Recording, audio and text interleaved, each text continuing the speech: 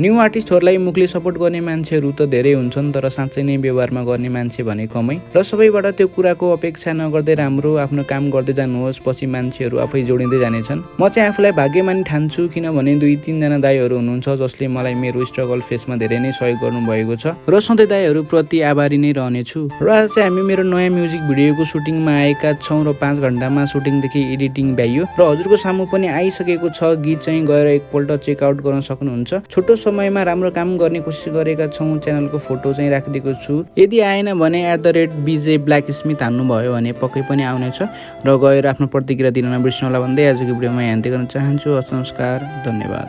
Hello everyone, we have done our new project within 5 hours. Edit सहित गरेर हामीले suit गरेर आज 5 आवर्समा टोटली कम्प्लिट गरेका छौँ। अनि त्यसमा डिरेक्सनमा चाहिँ मलाई भ्याकेसन नेपालले हेल्प गरेको थिएँ होइन। गएर ब्ल्याक स्मिथ अफिसियल पेजमा गएर चेकआउट गरिदिनु होला।